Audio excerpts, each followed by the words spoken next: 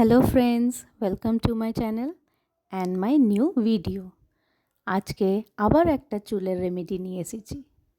চুল ঝরে যাওয়া, তাড়াতাড়ি পাতলা হয়ে যাওয়া, অতিরিক্ত খুশকি হওয়া, চুল সিল্কি স্মুথ না হওয়া, রাফ হওয়া, এই সব সমস্যা দূর করার জন্যে আজকে যে রেমেডিটা নিয়ে এসেছি এটাই সব সমস্যা আপনাদের দূর করবে, চুলকে সিল্কি স্মুথ লম্বা ঘন করবে।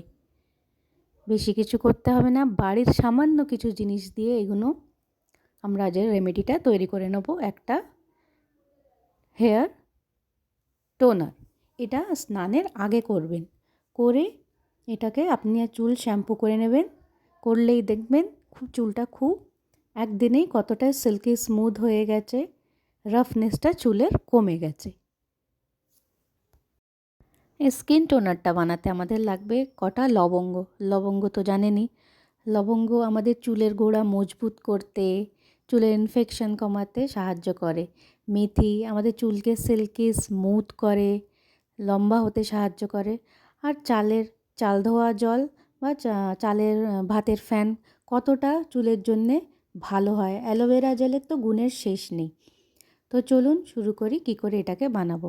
এখানে আমি 5-6টা একটা স্টিলের বাটি নিয়ে নিয়েছি পরিষ্কার, ওতে 5-6টা আমি লবঙ্গ নিয়ে নিয়েছি, হাফ টিস্পুন মেথি দানা, হাফ টিস্পুন যে চাল আপনাদের কাছে আছে আপনারা সেই চাল নেবেন। আর নিয়ে এর মধ্যে আমি দেবো অ্যালোভেরা। আমার কাছে এটা অ্যালোভেরা গাছের পাতা হলে সবথেকে ভালো।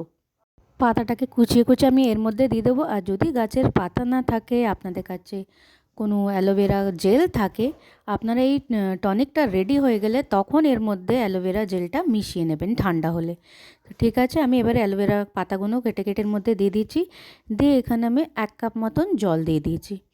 দিয়ে এটা আমি আগুনে বসিয়ে দেবো। দিয়ে যেই এটা ফুটতে আরম্ভ করবে আমি ঢাকা দিয়ে আস্তে করে দিয়ে আঁচটাকে আমি 1 কাপ জলটাকে হাফ কাপ জলের মতন করে নেব। এটা যেদিন লাগাবেন আপনারা সেই দিনেই বানাবেন, এটা বানিয়ে রাখবেন না। এটা ফ্রেশ বানিয়ে ফ্রেশ লাগানোটাই ভালো। এই যে ফুটে গেছে, রেডি হয়ে গেছে এটা। এবার এটাকে বন্ধ করে দিয়ে আমি ঠান্ডা হতে রেখে দেবো। ঠান্ডা হয়ে যাওয়ার পরে এই যে এটা হাফ হয়ে গেছে, আমি এটাকে একটা আলাদা পাত্রে ছেঁকে নিলাম। নিয়ে এবার এইটাকে আমার মাথায় আমি ভালো করে মাসাজ করে লাগাবো। আজকে যেহেতু আমার মেয়ে ছিল, আমি মেয়ের চুলেও লাগিয়েছি।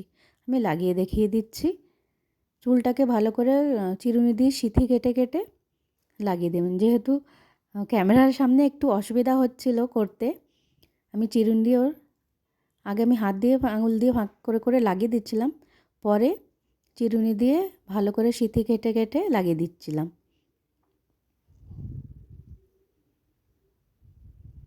সিথি কেটেছি, দেখা যাচ্ছে না, আমি হাত দিয়ে সিথি কেটে লাগিয়ে দিচ্ছিলাম। অ্যাকচুয়ালি ও দাঁড়িয়ে ছিল বলে আমার দেখাতেও অসুবিধা হচ্ছিল।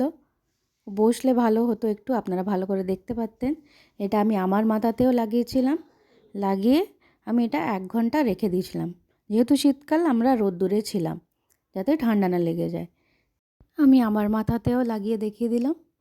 এবার আমি 1 ঘন্টা রোদ্দুরে ছিলাম। পুরো টানা থাকা যায় না, রোদ্দুরে ছিলাম আমরা। কিছুক্ষণ রোদ্দুরে ছিলাম, এমনি ছিলাম, নাকি বেশিক্ষণ রোদ্দুরে থাকলে আবার গরম লাগে। এইবারে 1 ঘন্টা পর আমরা শ্যাম্পু করে নিয়েছিলাম। শ্যাম্পু করে নেওয়ার পর আর কিছু লাগাবার দরকার নেই, এতেই কাজ হবে। এটা খুবই দারুণ একটা হেয়ার টনিক। লাগিয়ে আপনারা দেখুন, খুবই লাভ হবে আপনাদের।